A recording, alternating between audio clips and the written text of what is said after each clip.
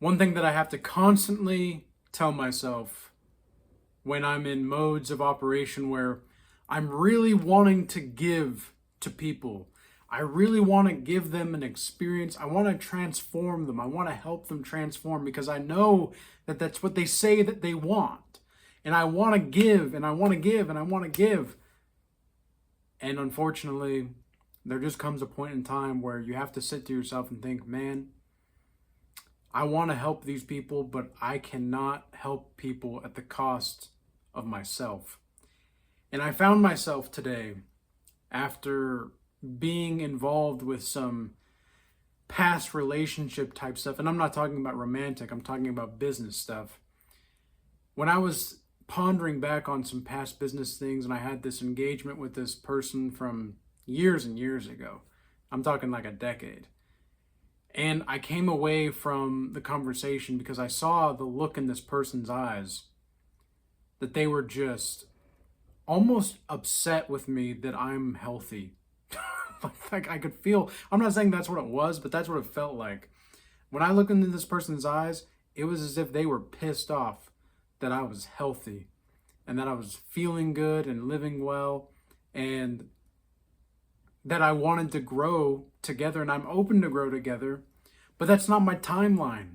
That's a low value timeline now. Who I was 10 years ago, oh my gosh. And so it's not the same at all today. And so on the way back to my place after this business interaction, I came back and I was practically screaming at my nervous system. And I was like, do not go back to old filth. Do not go back to your I was going to say, I don't know how much I want to say that I said to myself, but like, I was just telling myself, screaming at my nervous system, like, do not go back to your vomit, bro. Do not go back to your vomit. Just because you can be like a guardian angel to some people out here does not mean that you have to help these motherfuckers for you costing yourself in the situation. Because I want to help, I want to give because I know that that's what they want. But the thing is they can't even help themselves. And so you have to be mindful, especially if you're like a walking guardian angel out here.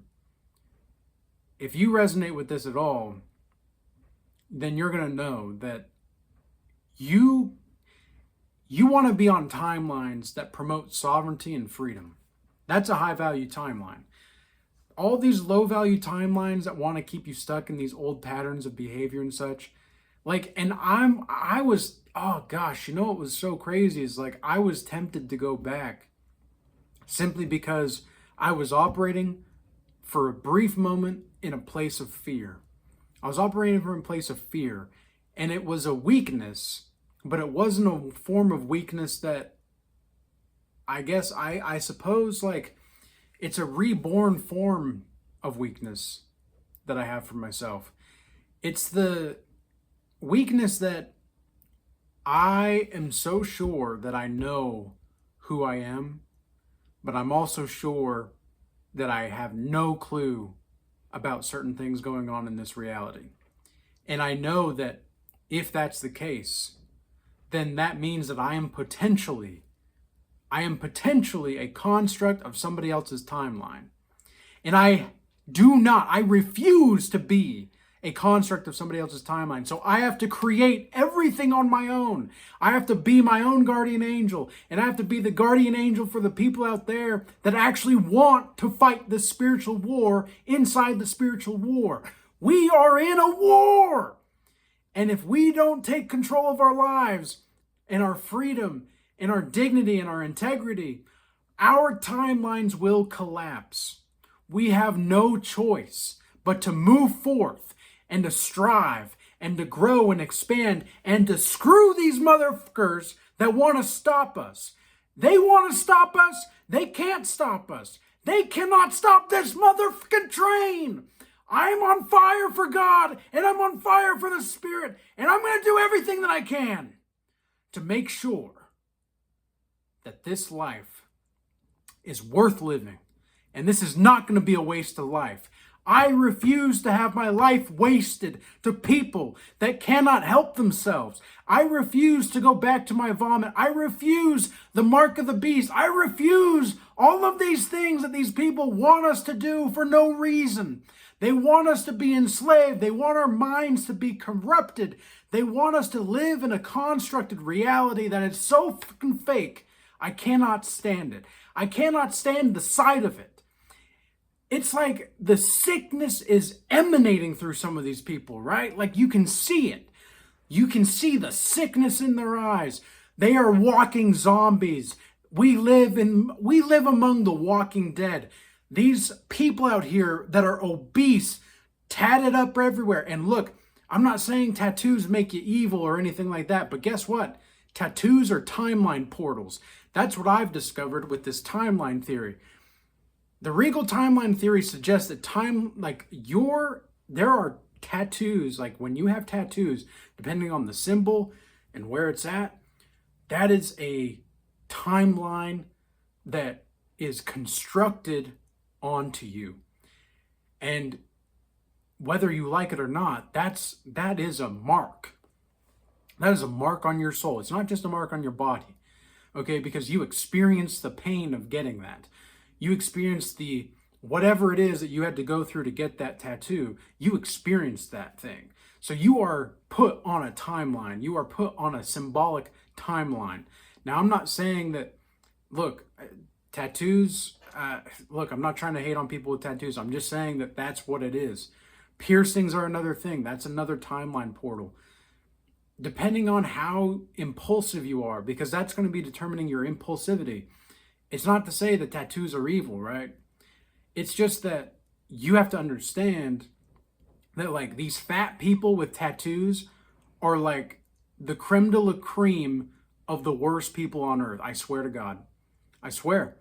And I just, look, I hate to say it. I hate to be the one to say it, man. But fat people that have tattoos and excessive piercings, like my soul literally feels sick just being around these people.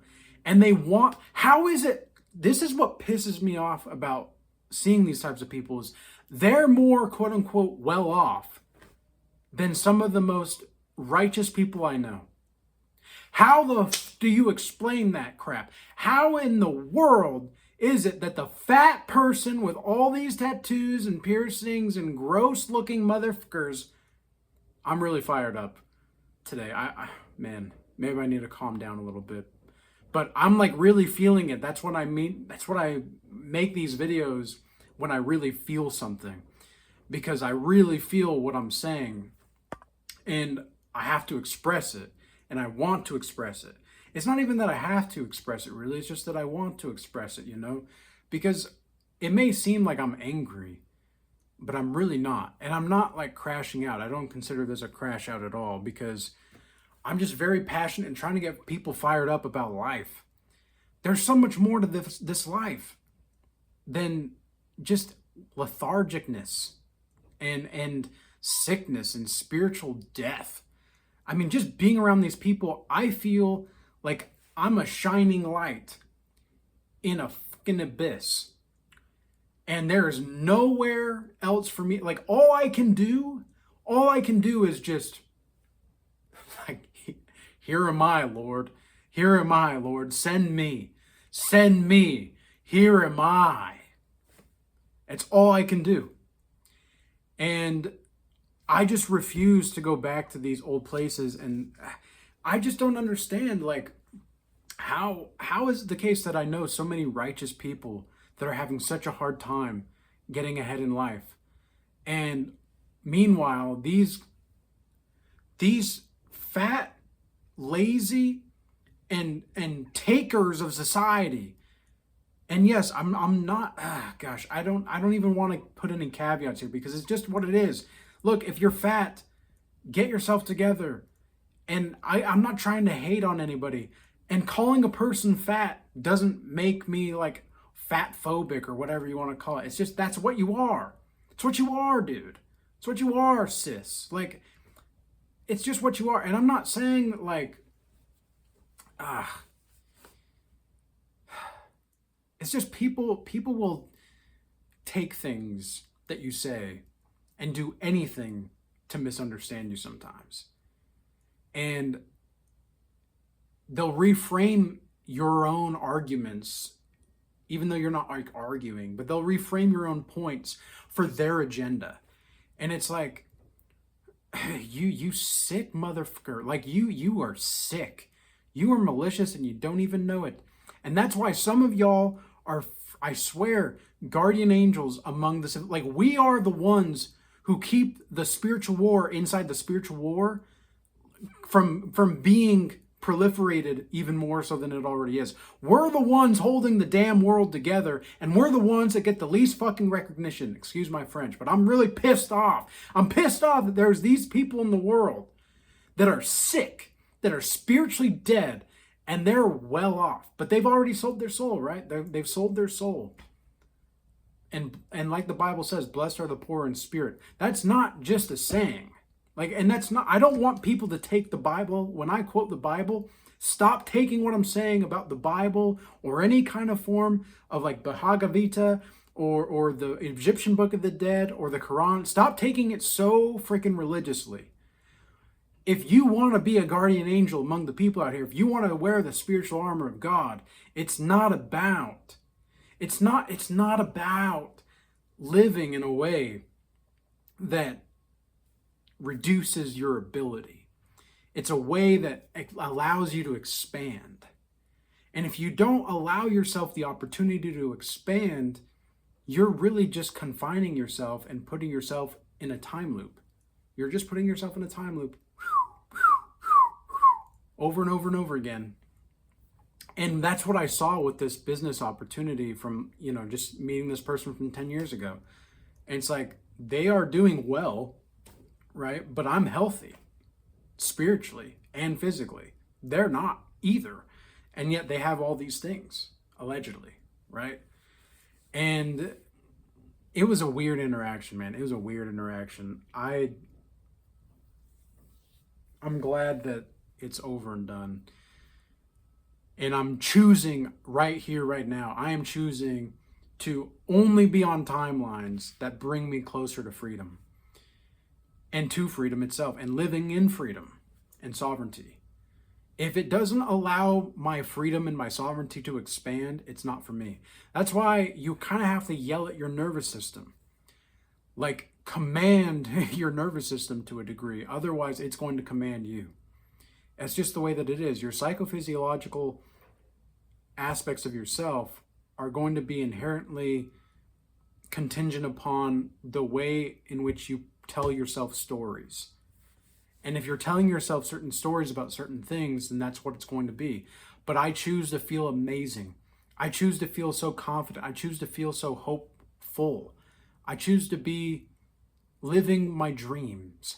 I choose to be living in accordance to the laws, statutes, and commandments of God, not for dogma, not for religious reasons, but because I know in my heart and my soul that they're going to put me on a timeline that's going to make me aligned with who I am and what I'm supposed to be and what God made me to be and who God made me to be. My identity does not come from what I am. It comes from who I am in accordance to my relationship with God. And that's all that I care about at this point in time. That's all that I care about.